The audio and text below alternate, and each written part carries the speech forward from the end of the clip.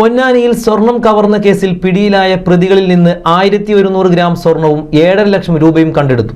പൊന്നാനി സ്വദേശി സുഹൈലാണ് മോഷണത്തിന്റെ സൂത്രധാരനെന്ന് ജില്ലാ പോലീസ് മേധാവി ആർ വിശ്വനാഥൻ. കേസിൽ കൂടുതൽ പേർ ഉൾപ്പെട്ടിട്ടുണ്ടെന്ന നിഗമനത്തിലാണ് പോലീസ്.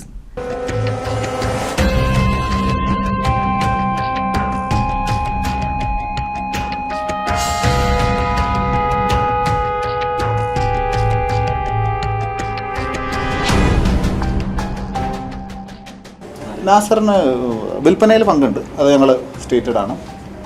പ്ലാനിങ്ങിനകത്ത് പങ്കുണ്ടെന്നുള്ളത് ഞങ്ങൾ മനസ്സിലാക്കിയിട്ടുണ്ട്. പക്ഷേ ആക്ഷനിലുണ്ടോ എന്നുള്ളത് വി നീഡ് ടു വെരിഫൈ. ഇപ്പോൾ നമ്മുടെ ഉള്ളത് കംപ്ലീറ്റ് ആക്ഷനകത്തുള്ളത്. നാസറിന് പങ്ക് വരാനുള്ള സാധ്യതകളുണ്ട്. സഹകരണം കുറച്ച് കുറവാണ്. ഇപ്പം കസ്റ്റഡിയിലെടുത്ത് ഞങ്ങൾക്ക് വിശദമായിട്ടുള്ള ചോദ്യം ചെയ്യാനുള്ള സമയം നമ്മളിപ്പം സമയബന്ധിതമായിട്ടുള്ളതെല്ലാം ചെയ്യുന്നത്.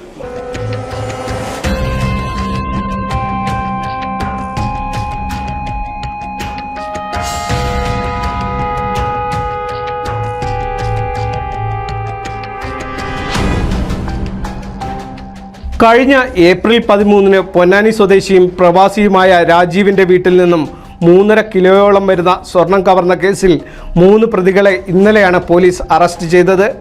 പൊന്നാനിയിൽ താമസക്കാരനായ വാടാനപ്പള്ളി സ്വദേശി സുഹൈൽ, അബ്ദുൽ നാസർ, പാലക്കാട് കാവശ്ശേരി സ്വദേശി മനോജ് എന്നിവരാണ് പിടിയിലായത്. നിരവധി മോഷണക്കേസുകളിൽ പ്രതിയായ സുഹൈലാണ് പൊന്നാനി കവർച്ചയുടെ സൂത്രധാരൻ എന്ന് പോലീസ് പറഞ്ഞു.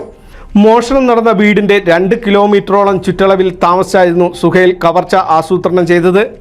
അബ്ദുൽ നാസർ ഗൂഢാലോചനയിൽ പങ്കാളിയാണെന്നും മോഷണം മുതൽ വിൽക്കാൻ സഹായിച്ചത് മനോജാണെന്നും ജില്ലാ പോലീസ് മേധാവി വ്യക്തമാക്കി. ഷാഡോയിങ് തന്നെയാണ്, വാച്ചിങ് തന്നെയാണ്.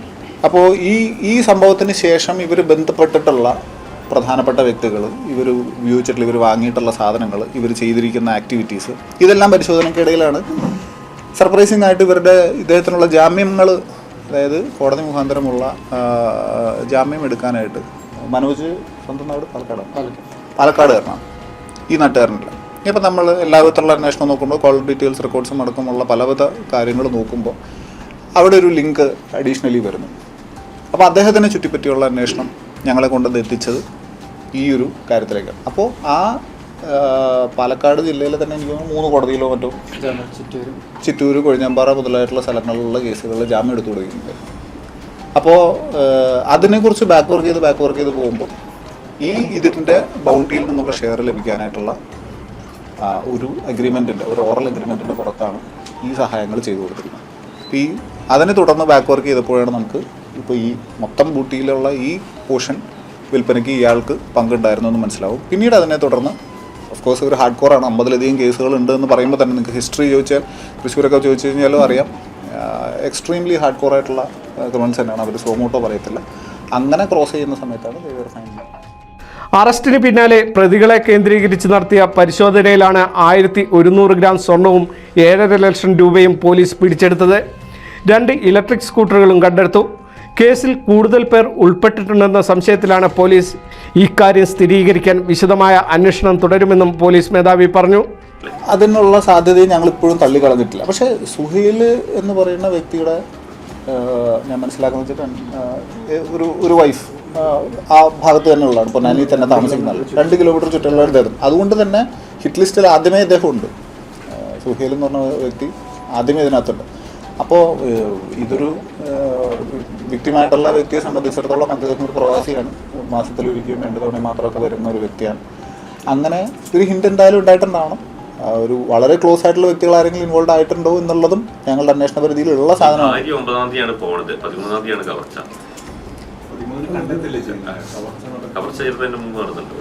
കവർച്ചയല്ല, 13-ാം തീയതി ആയിരിക്കണം കവർച്ച നടന്നിട്ടുണ്ടാവുള്ളൂ. കാരണം നമ്മൾക്ക് കിട്ടിയിരിക്കുന്ന ലീഡ്സ് ആ ഡേറ്റിന് കാര്യമായിട്ടുള്ള വ്യത്യാസം നമുക്ക് പറയാൻ കഴിയില്ല. നമുക്ക് അന്നത്തെ അന്വേഷണത്തിനകത്തും ഡേറ്റിനെ കുറിച്ചൊരു വലിയ കൺഫ്യൂഷൻ ഞങ്ങൾക്കില്ല. പക്ഷേ എന്താണ് വ്യക്തികൾ ആരാണ് ഇതിൻ്റെ അകത്ത് ഇൻഫർമേഷൻ കൊടുത്തിട്ടുണ്ടാവുക എന്നുള്ളതിന് ലോജിക്കൽ കൺക്ലൂഷൻ ഈ മോഷ്ടാവ്, ഏറ്റവും ഇമ്പോർട്ടൻ്റ് ആയിട്ടുള്ള മോഷ്ടാവിൻ്റെ സ്വന്തം സ്ഥലം അല്ലെങ്കിൽ പ്രധാനപ്പെട്ട ഈ സമയത്ത് നമ്മൾ കസ്റ്റഡിയിൽ എടുക്കുന്ന പോലും ഇവിടുന്ന് തന്നെയാണ്. അപ്പോൾ ഈ ഏരിയയിൽ നിന്ന് തന്നെ ആയതുകൊണ്ട് അതിനകത്തൊരു സംശയത്തിനുള്ള സ്കോപ്പ് കുറവാണ്. 5 ടീമുകളായി തിരിഞ്ഞായിരുന്നു പോലീസിന്റെ ഇതുവരെയുള്ള അന്വേഷണം. തമിഴ്നാട് ഉൾപ്പെടെ കേന്ദ്രീകരിച്ച് നടത്തിയ അന്വേഷണത്തിന്റെ ഒടുവിലാണ് പോലീസ് പ്രതികളിലേക്ക് എത്തിയത്. CCTV ദൃശ്യങ്ങളും നിർണായകമായി. Tirur DYSP E Balakrishnan, Ponnani CI Jaleel Karuthedath, Pothukal CI Deepakumar, Ponnani SI Arun, special team അംഗങ്ങളും ഉൾപ്പെട്ട സംഘമാണ് 7 മാസത്തെ അന്വേഷണത്തിനൊടുവിൽ പ്രതികളെ വലയിലാക്കിയത്. NCV news, Ponnani.